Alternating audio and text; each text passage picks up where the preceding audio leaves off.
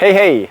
Energiameditsiin annab teile väikese nipi, kui olete juba haigeks jäänud või olete just tervenenud, et kuidas oma tervenemist kiirendada. Kui olete jäänud külmetushaigusesse, nohu, köha, kurguvalu, kõik sellised talvised haigusnähud, siis need on väga-väga tihti seotud just kopsu ja jämesoole energeetikaga. Ja nendes harjutustes, mis ma nüüd kohe ette näitan, toon ma mõned nipid, kuidas toetada oma lümfisüsteemi, et lümfisüsteemist välja viia olemasolevad toksiinid. Selleks kõigepealt mudid oma rinnaku keskosa, kus see tugev luuosa on.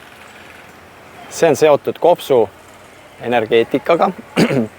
Ta aitab läbi teatud närvipunktide aktiveerida sinu kopsu energeetikaga seotud lümfisüsteemi ja viia kopsu energiatest välja sinna kogunenud toksiinid.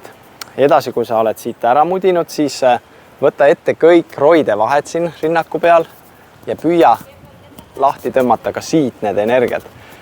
Ka need vahed on seotud kopsude toksiinide kinnihoidmisega. Neid vahesi aktiveerides, roiete vahesid aktiveerides, suudad sa kopsudest eemaldada kõik sinna kinni jäänud toksiinid.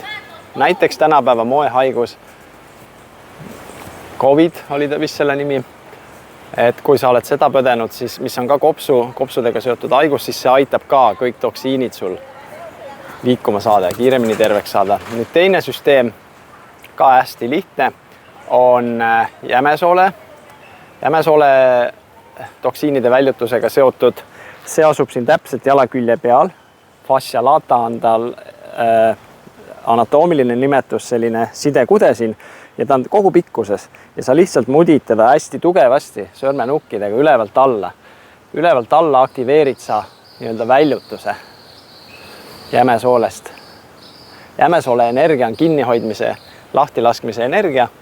Sina soovid aktiveerida lahtilaskmise energia. Sul ei ole vaja neid toksiine enam kinni hoida.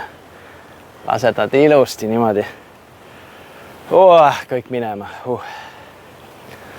Vaat nii lihtne see ongi. Head paranemist teile kõigile. Suur tänu vaatamast.